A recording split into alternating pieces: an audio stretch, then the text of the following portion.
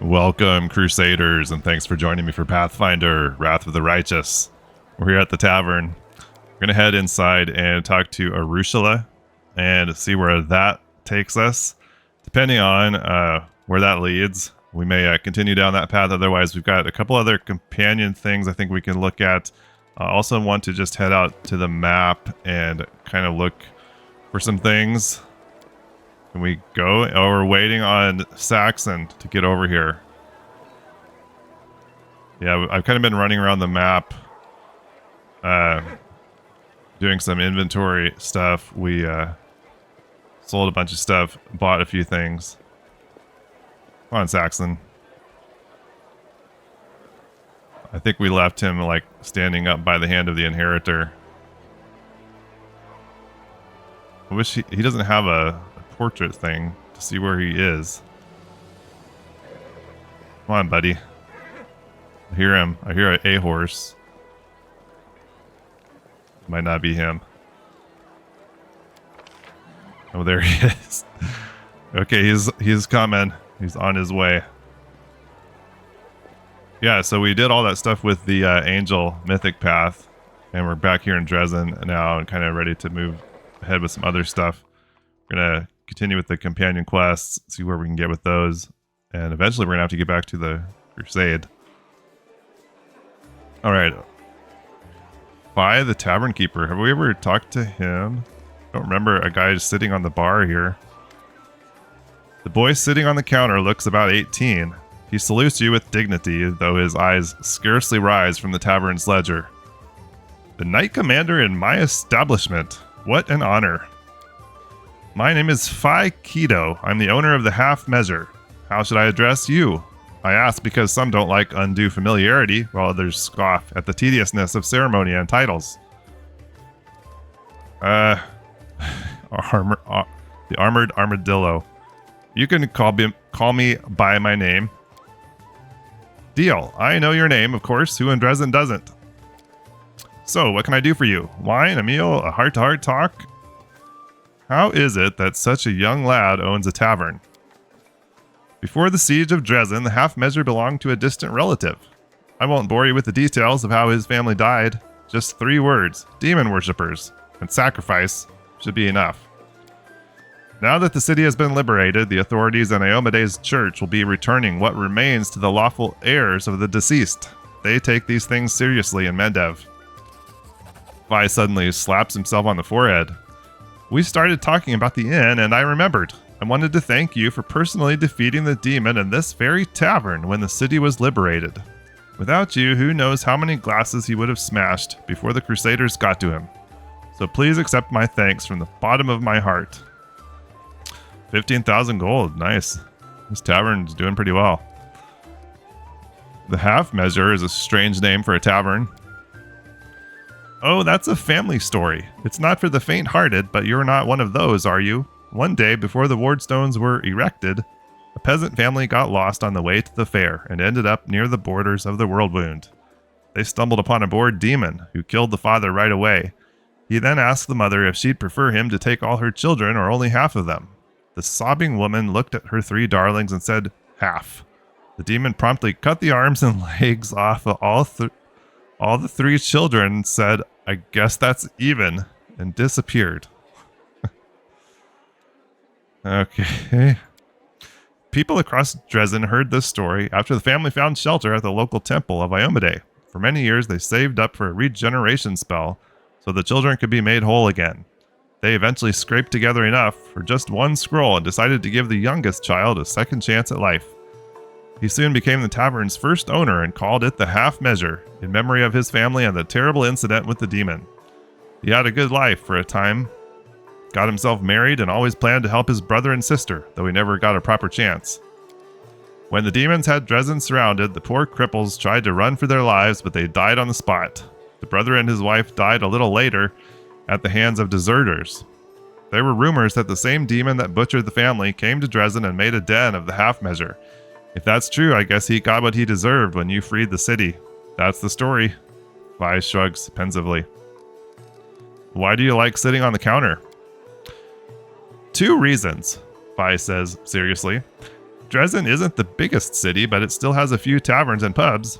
To compete with the others, I need people to remember my establishment and myself. That's the first reason. A tavern keeper who sits on the counter definitely sticks out from the others, who prefer to stand behind their bars all dignified. Believe me, you're not the first one to ask. Sooner or later, every customer does. The second reason is the place's atmosphere. People should feel relaxed here. Life near the world wound is hard enough. Folks don't go to taverns looking to cause each other more trouble. So I allow certain liberties, myself included. I'm even thinking of hosting an invigorating brawl here on the 5th of every month. I'll let my favorite customers break glasses and swing on the chandelier. Alright, what do your customers say about my new powers? They say you're an angel from heaven, but you hide it so you can be closer to the people. Not that I really believe it, but if I think about it, a halo and wings would really suit you. But the most important question is, do angels drink? Let's put it to the test.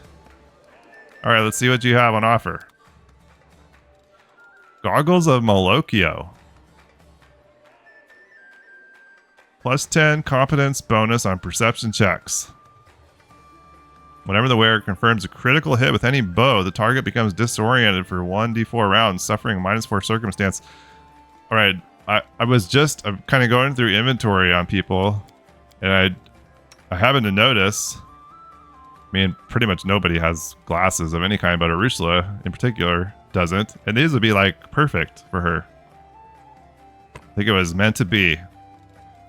Deal. 34,000 for those. Those would be awesome on her. Okay, anything else here we want? I just bought a bunch of stuff, so I don't think we need anything unless he's got something awesome. Cool, okay. That's it. Arueshalae, who we're coming to visit, we need to go find her. Take a look at those. Plus 10 to perception checks. That should get her perception up.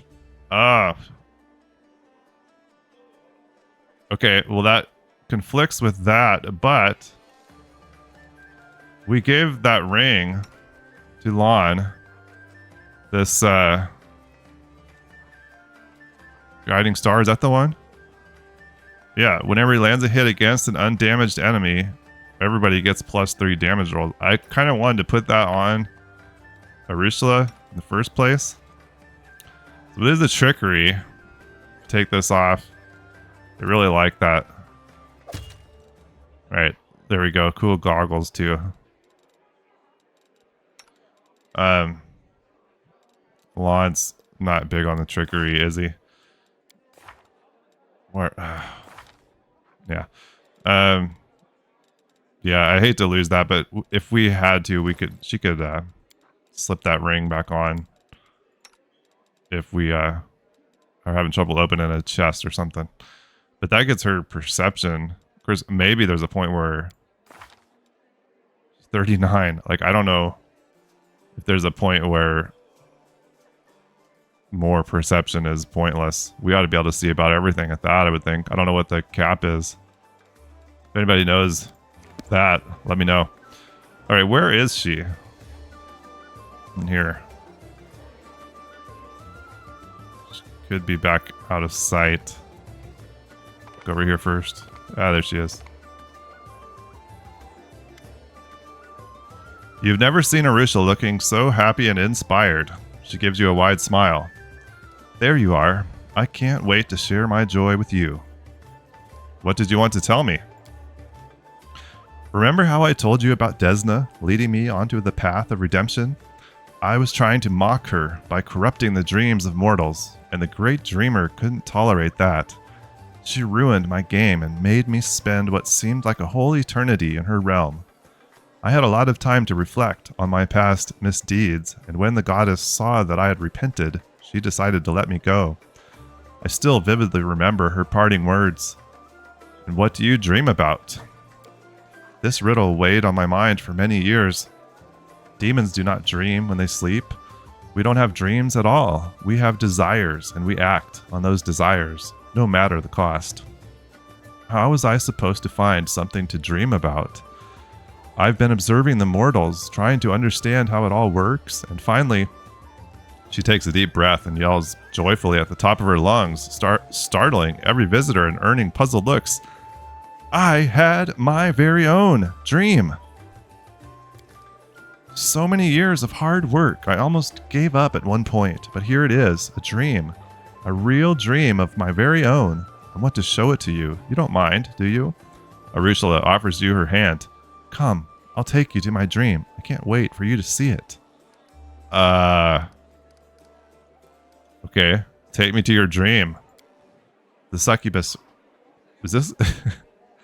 Okay, I think we trust her. The succubus reaches for your hand with her burning fingers, and the world around you fades as you are carried somewhere far away. Cool, okay. Visit Arueshalae's dream. I wasn't sure where this was going to take us, and this looks pretty cool. It is cool and quiet in Arueshalae's dream. The ground is firm beneath your feet, and thin mist curls along the surface. In the soft, eerie light emanating from invisible stars, you see nothing. As you look around, you see nothing and no one except for you and Arueshalae. Nevertheless, the succubus is beaming with joy. Kind of thought a succubus's dream might be a little bit different from this, but we'll see where this leads. There it is, an actual dream, my very first one. Is this what mortals see every night? Does it look like your own dreams? What do you think? Yeah, exactly the same. Really? It's fascinating. Arueshalae looks around, her smile fades a bit. There's nothing to see here right now. Perhaps I was so keen on the idea of having a dream that it made all my other wishes and urges too pale in comparison. Now I have to learn how to dream properly. Arueshalae catches your eye, cocking her head to the side. Tell me, what do you dream about? I dream about victory, Arueshalae. Yes, the war is still going on and we must win it, of course. Let's dream of our victory together. Suddenly, a pile of dead demons appears before you as if by magic. Look, look! Arueshalae laughs and claps her hands. Now I have a dream as well, and it's not just something I made up. It's so wonderful sharing a dream with you.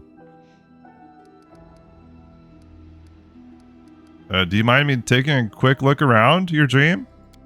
Of course. Feel free to do whatever you like. That's why I brought you here, after all.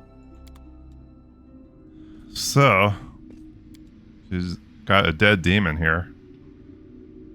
We're dreaming of victory together. Otherwise, there is not a lot going on here, Arueshalae. For succubus, this is kind of a boring dream.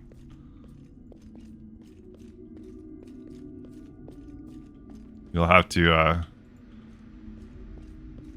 get a little bit more imaginative here with your dreaming. All right. Do you like your newfound dreams? They are the most beautiful thing in the world. This world is mine, and mine only. It's a bit empty right now, but I'm learning fast. I'm happy to share this dream with you. A subtle blush touches the demon's pale skin. Mortals have so many different feelings. Friendship, loyalty, sympathy, even love. They are all so mysterious and beautiful. But one can't truly learn anything about them alone, and who would dare share their heart's desires with a predator from the abyss, who is unable to reciprocate? Oh, where are you going with this, Zeke? Gently touch Arueshalae's fingers. Is he gonna go down that path? He kind of had his eye on the queen, but I believe in you. I can help you if you'll let me. Oh boy.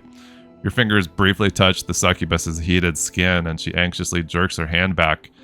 Her eyes shine with fear, hope, and something new, fragile and tender, something that makes her look surprisingly like an embarrassed mortal girl.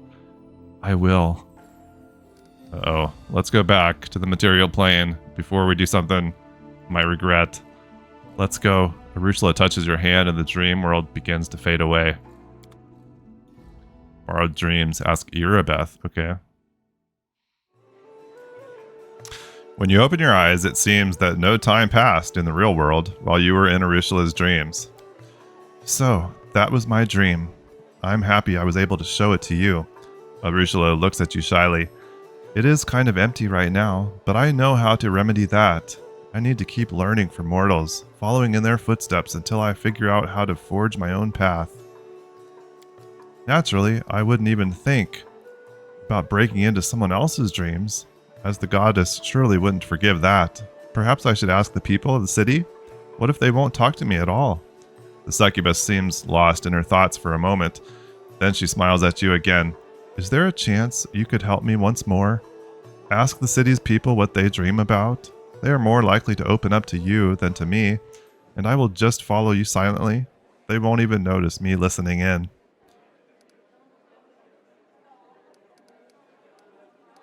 Okay. We don't have a response, I guess, to that particular request. I guess we can do it or not. Have we not been through all this stuff with her already? I guess not. Can I ask you a personal question? The kind of question a mortal might ask a succubus? You want to talk about sex? Arueshalae looks you in the eye. Ask me anything. I'll not keep secrets from you, but don't expect to hear anything lighthearted or pleasant. The kiss of a succubus is deadly, isn't it? Not just the kiss. Any caress of any kind sucks the life from mortals, and there's nothing I can do about it. Arueshalae touches her lips ever so slightly. For mortals, tenderness is tenderness, and violence is violence, but I don't know what it's like to kiss and not inflict pain. I just hope my observations of mortals will help me understand. Young lovers, old spouses, even what mortals condemn as promiscuity. To me, it all looks like something amazingly human. Huh. I don't think Zeke is that into her yet.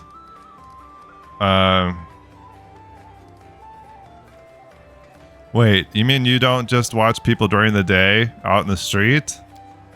Well, I never touch anyone. I never harm anyone. I just watch and listen. Is that bad?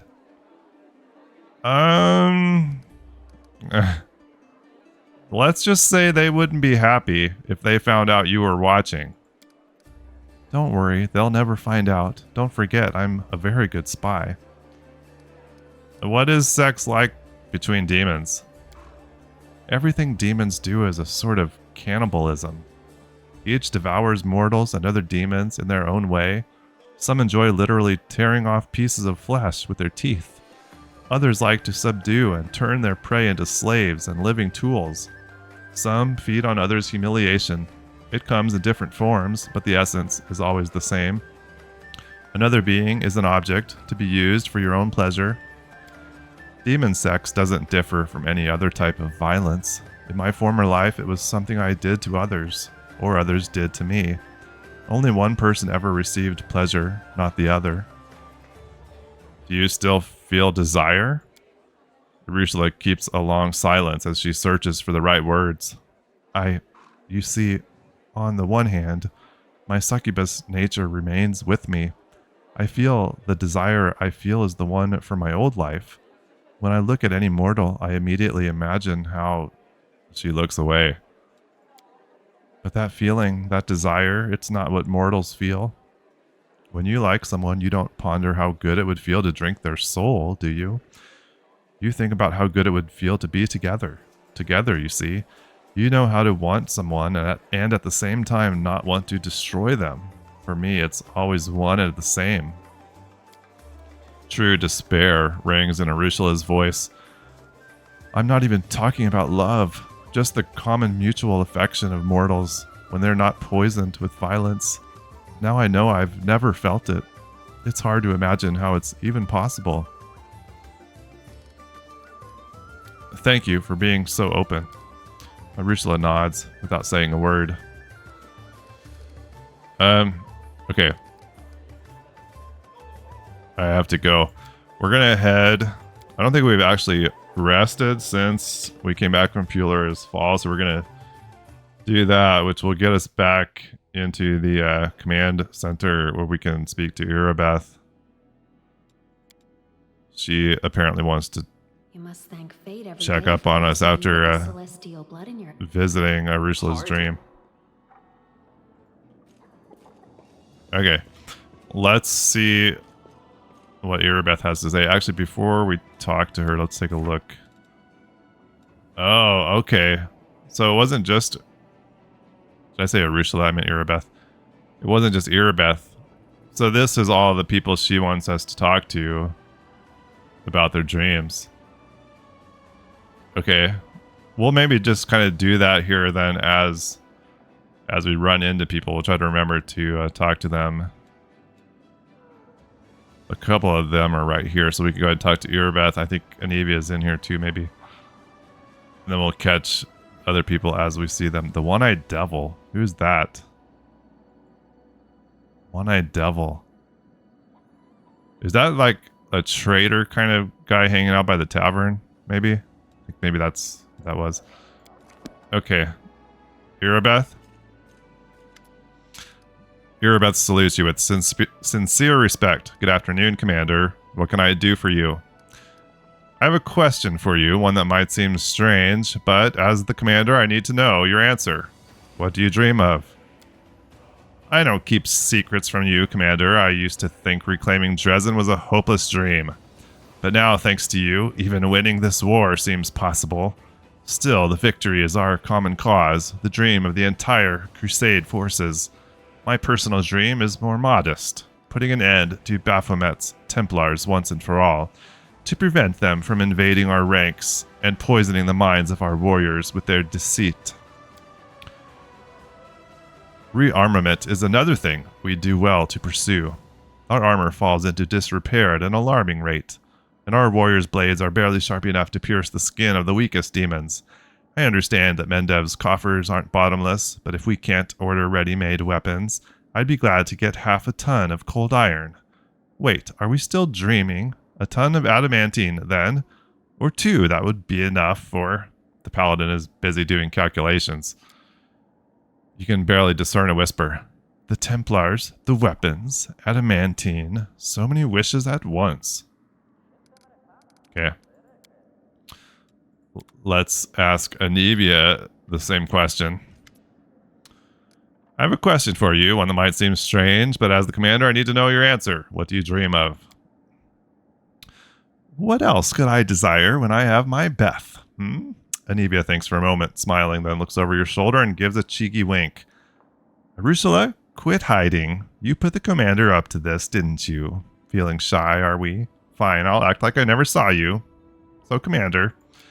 War's no place to be thinking about wants. Needs, yes, not desires. But when the war's over, you mean? Then we'll have a chance to think about something other than just surviving.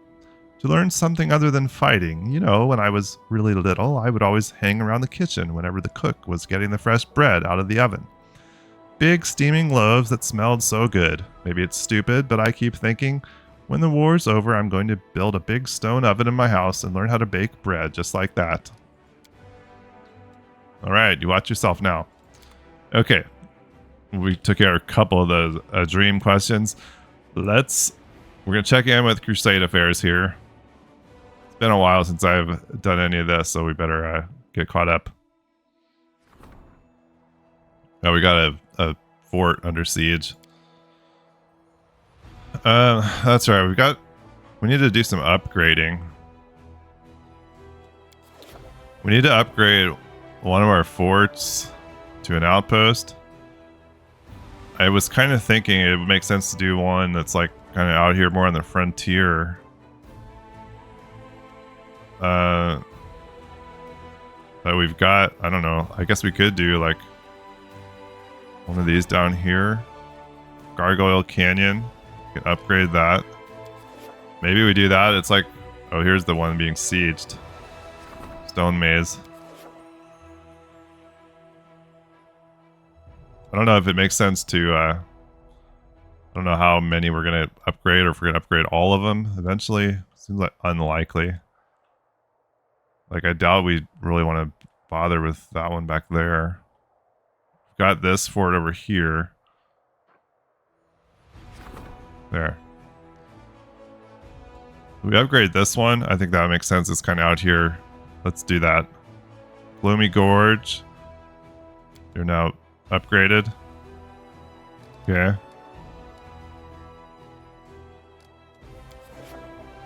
Oh, it's got us a different icon here now. I'm guessing more building spots now too. Got 5 more slots. All right. Okay, we got our upgraded outpost here.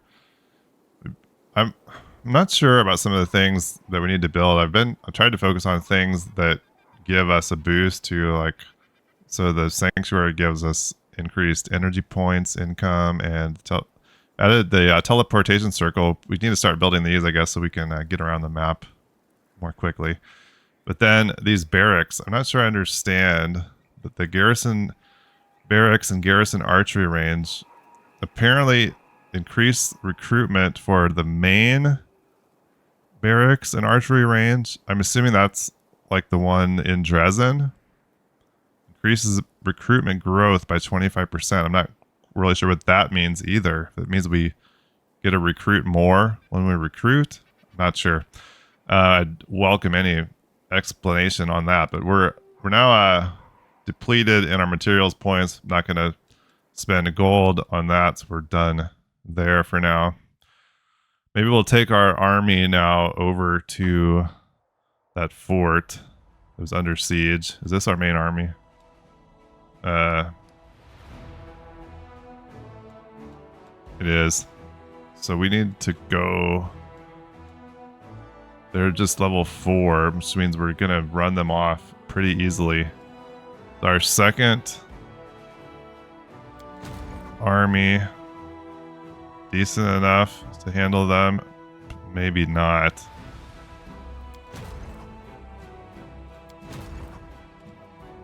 I don't think I want to risk that, so let's... Oh, no. Let's try to get these guys back down here. It's going to take a while. Yeah, getting the teleportation circles built is probably... should be a priority, because... Oh, I need to look at this stuff. Okay, before we continue on, let's look at things here. Treachery. I guess we finished this. We just need to make a choice. A worried aide reports that a crime has been committed in the Citadel. A few days ago, the night patrol officer, Akem Chlor, did not turn up for guard duty. An unsuccessful search for him ensued. It was then suggested that Chlor had secretly left Dresden and deserted. The circumstances of his vanishing demand investigation. Okay, we'll investigate. Buried in rubble, Ikim Chlor's body was found at the walls of Dresden.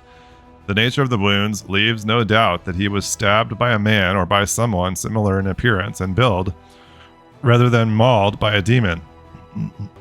Examination of the corpse and the area has revealed that Chlor turned up to the crime site on his own volition. He then suffered a penetrating wound to the chest, which made him unconscious before being finished off. The attempt at hiding the body seemed negligent. The interrogator concluded that the murderer was in no hurry and mastered the appropriate skills, so must have let the body be discovered intentionally. Okay. I'm not quite sure what the point of that is, other than uncovering some treachery. Giants. A progressive alchemist by the name of Zagelforntz ran a series of experiments in an attempt to improve the potion of legendary proportions, but something went wrong. The soldiers who tasted his creation cannot return to their natural form and have grown quite dim. However, the alchemist assures everyone that no harm has been done, since giants are more useful than ordinary soldiers, and the usefulness of intelligence in a soldier is debatable in the first place. Send the giants to perform heavy manual labor. Unlocks the work for giants decree. Cure the victims. Unlocks healing giants. Use the giants in battle. Unlocks the abnormal giants decree. Or found a separate settlement for the giants. Giant village decree. Well, let's look at these. Work for the giants. Materials income. Heal the giants. Crusade morale increased by 20. I don't think we need to worry about that. Use the giants in battle. 2 Zagelfort's giants are recruited. Giants village. Materials income increased by 2. Adds 1,500 logistic experience points. Okay. So we can either get materials income by 1 or materials income by 2. Yeah, we'll give them their own settlement. There you go. Living alongside former comrades would be difficult for the giants. They need a place where they can live by themselves and slowly learn to coexist with the rest of the world. Lon will help them find a place for a settlement so they could start a new life there. The crusade will only benefit from this arrangement. The giants can supply Dresden with resources. The alchemist Zagelfortz strongly endorses this decision. Alright. Then we've got some decrees. Let's see. Ranking up. Ooh, logistics reform. Every piece of land that the Crusaders seize from demons puts additional load on the logistics and supply channels connecting the Crusade's troops. In order to maintain this tight network, experienced officers are required to implement reforms to logistic processes. This is ranking up logistics, I guess. Rank up military. I guess we can do all these at the same time. And diplomacy. Okay. Good. Can't do that now. Alright. Well, okay, let's back to the campaign and continue over here. Take care of these. Oh, we can get more recruits. Okay, we finished all these probably, didn't we? Okay. Good. Good. We don't have the logistics. We don't have the materials for that. Okay. Oh, all right. So we can no, recruit. Add these to our army while we're close by. That'll be good. I think, do we actually have marksmen and sorcerers in our main army? I feel like, oh, we don't have room here. Mongrel sharpshooters. I think that's a new one. Yeah. Now. Let's bring these guys down here.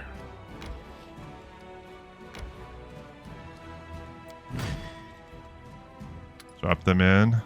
We've got sorcerers and marksmen in here, so we'll grab those new recruits and bring them down here as well. That leaves this one group of mongrel sharpshooters. I guess they can hang out here at this fort.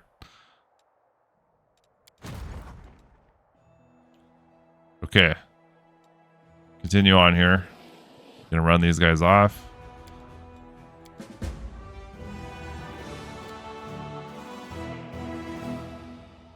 And we're back here to 100% morale. So I wanted to find on the map here where I'm gonna be able to see it this way. So where is Pulura's Fall?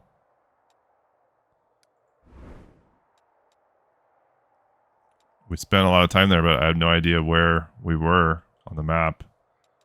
This probably isn't the best. What's this? Okay, this isn't a good way to find something. So we're gonna, I think we're done in here. So back to our command room. Wouldn't surprise me if we have visitors here now. We just did those rank ups and spent a couple of days in here. Yeah, everybody's here. Hail. Dorgalinda's Stranglehold salutes you with her bad hand. Amidst the critical shortage of supplies, a number of soldiers who call themselves the Fellows of the Crusade have set up a black market in the army. They steal everything that's not nailed down, trade medicine for swords, and spell scrolls for tobacco and rations. They know better than to ask for anything from command, so they take care of themselves. And if someone's not happy with the trade, out come the knives. I don't know how to deal with it except by alleviating the shortage of essential supplies. We should press Mendev for more deliveries. And we need to sort out our storage, build some decent warehouses. Right now it's a thief's paradise. Woljif. An underground market, huh? What's so bad about that? Let him trade things. Let's authorize it. Then there won't be a black market, just a normal, legit market. Arueshalae. If someone is in need of something, we are the ones who must provide it. We should ask the priests of many different gods. They have wealth and influence. Maybe they can help. Lon. You know, I thought I was joking when I said our soldiers would soon need our experience of surviving in the caves. Well, here we are. This is the day. Time to live off the land. I'll teach your fighters how to survive on barren rocks, and there won't be any need for a black market.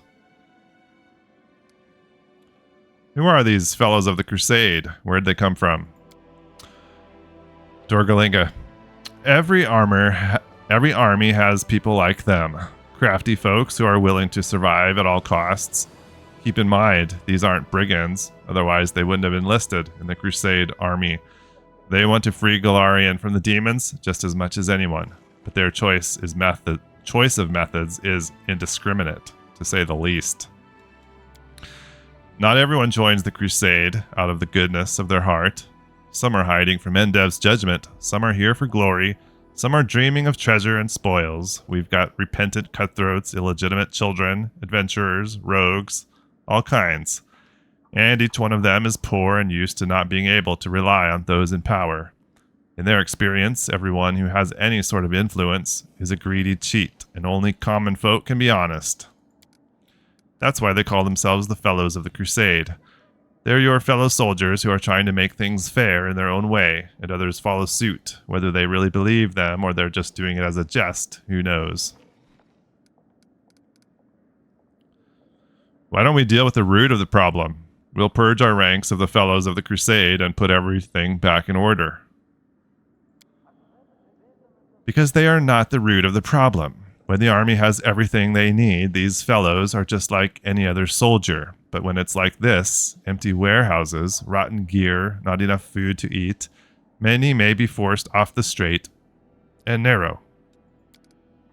These are ordinary soldiers. They're not saints, that's true, but they're not hopeless reprobates either. But when you charge into battle every day, you learn to value your life, and you get used to the idea that you are the only one who's responsible for it. Your commander's not your mommy or daddy, and they're not going to appear on the battlefield and give you a potion to save you from a curse, or die for you if you don't have one in your bag, so they make do.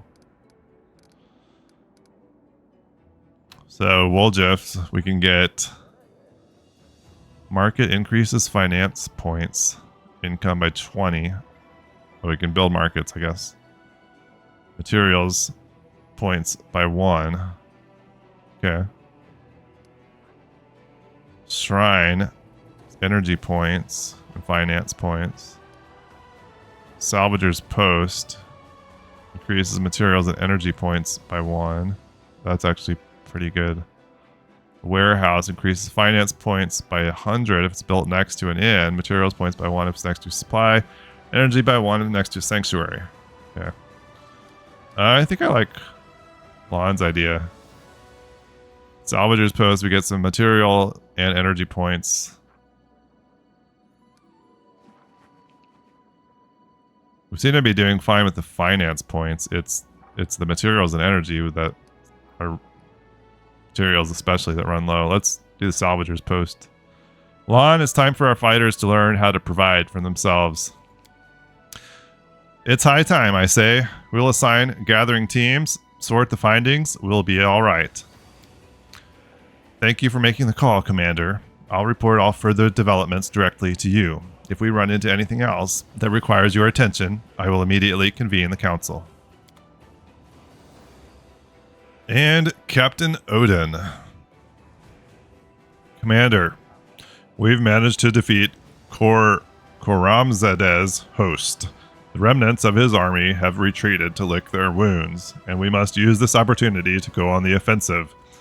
But right now, our army is not fully prepared to begin such an expansion. The farther we advance into the enemy territory, the more we'll need strong and mobile cavalry. I propose we replenish our forces with light cavalrymen. Mendev could offer us plenty. Sela. There are many lone paladins on Galarian, like me, who travel and help the needy. Shall we call them to our aid? And Greybor. In my long and productive life, I have taken assignments involving knights, nomads, and other targets who enjoy prancing about on horses. And let me tell you, the hardest of those targets were hedge knights. They are true dogs of war who don't have a homeland, but what they do have is experience and a sharp blade. If you need cavalry, I say they're your guys.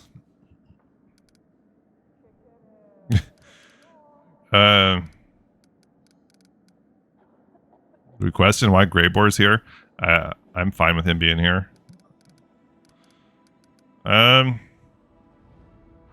Paladins. Cavalry with healing abilities. Hedge Knights. Sought Cavalry. Mounted Scouts are promoted to Hedge Knights. That wouldn't be bad. We've got a lot of Mounted Scouts. Light Cavalry. Mounted Scouts are promoted. Oh, are they all? Oh, okay. Mounted Scouts. So it's a promotion for Mounted Scouts. Do we want Paladins, Hedge Knights, or Light Cavalry? Maybe more healing would be actually good. I don't know. We haven't run into trouble with the army, Crusade army battles lately. We haven't even had to fight. Usually we've just been forcing them to retreat. Overwhelming force. I like the idea of the Paladins. I hope the Paladins won't let us down. Okay. Should be a good upgrade for our Mounted Scouts, I think. With that, this meeting of the Military Council is adjourned. I will brief the officers on the expected reinforcements immediately and see to it that our available stables are expanded and properly refitted. And Lady Konami. Commander, the capital needs you to take decisive action. There has been a major scandal. The nation of Andoran, our diplomatic partner, has sent its army to help the crusade. However, this apparently generous gesture is nothing more than political provocation.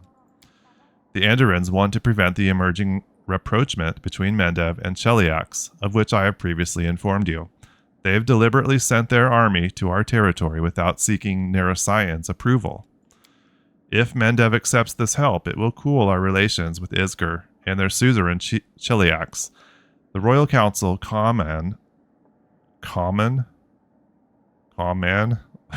that is to say, expects. Oh, she was going to say commands. I didn't follow that. All right, let's try this again. The Royal Council commands, that is to say, expects you to reject Andoran aid. Direct them toward Her Majesty's court. They are welcome to negotiate with the capital. Sosil. Unfortunately, we can't disregard the decision made by Her Majesty and her council. Sosil pauses, then suddenly gives you a sly smile. But those Andorans didn't come here empty-handed. They brought weapons and supplies. Let them share those with us, since Neresayan forbids them from joining our army. Daeron regards Lady Konami with feigned disapproval. Come now, Lady Konami, all this suspicion. I am sure that the Andorans are driven by nothing more than benevolence and concern for our collective future. We simply must accept them like dear friends. Lon, we should send the Andorans back home instead of to Neresayan, and declare as loudly as possible that we disapprove of their underhanded methods. Otherwise, our capital's diplomats will see it as an opportunity to strike a few deals and sweep the whole scandal under the rug. And that's not right. Vile deeds should be exposed, not hidden. And Woljif. If the whole deal's about them being Andorans, they should just stop being them. Take down the banners, call themselves mercenaries, problem solved. What's the gist of this political conflict? Isger is a protectorate of Cheliax, and Andoran and Cheliax have a long history of feuds. For the Andorans, the highest values are freedom and equality, and for the Cheliaxians, it's order and hierarchy. It's as if the two countries were made to be at odds. The fact that they are both allied with Mendev doesn't stop them from settling scores at any opportunity.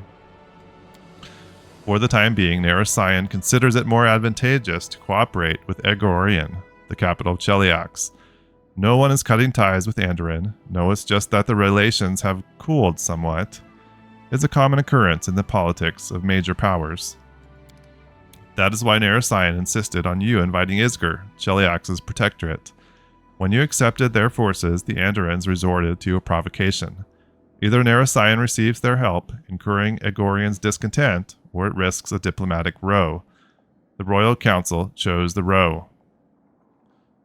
Footmen, Andoran equipment, footmen, champions, shield bearers, spearmen, houndmasters, convicts, and conscripts get the Andoran equipment feat. 30% bonus to max HP.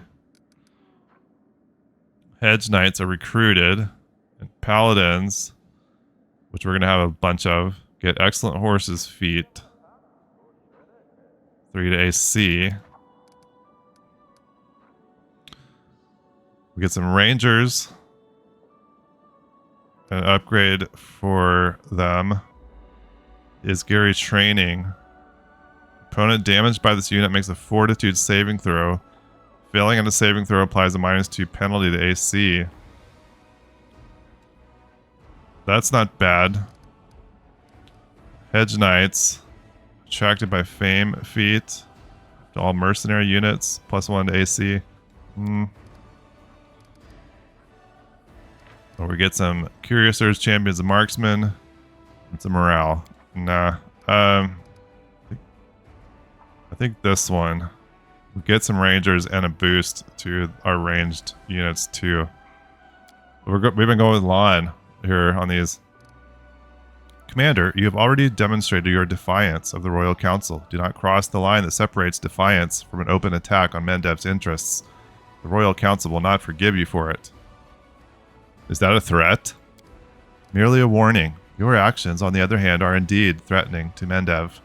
Her Majesty has entrusted her kingdom to the Royal Council. It is their duty to oppose those who hurt her interests. By turning them against you, you leave them no choice but to start hurting you. Well, the decision's been made, and it's final. We're not taking this janky choice. Lady Konami's hand twitches in frustration. There will be consequences, severe and unpleasant consequences. I can't wait to find out. Lon, let's see if there are still nations in Avestan who conduct their politics honestly. If there are, our decision won't go unnoticed, and hopefully Andoran will learn its lesson. That will be all. I hope you are all pleased with the work of the Diplomatic Council. I doubt that the capital will henceforth be inclined to involve you in matters of politics, Commander. You may give your demon war your undivided attention. Alright, well, we may have shot ourselves in the foot there, but we'll find out. Okay. Well, we've caught up on one thing, I guess. No, the crusade stuff. Been a little while since I checked in there, so it's good to take care of some of that. There was one of these I thought that we might be able to do. Some of them are just waiting. I was gonna look and see. I was gonna look for this, the Hell Knight Outpost. I think next time we're gonna head out to the map and see if I can locate this outpost and see where that is, and maybe head to it and see what we find there and what we might run into. I'm sure we'll get sidetracked with something. That's gonna be it for now. Thanks for being here. I really appreciate it, and I hope I'll see you again next time. Bye-bye.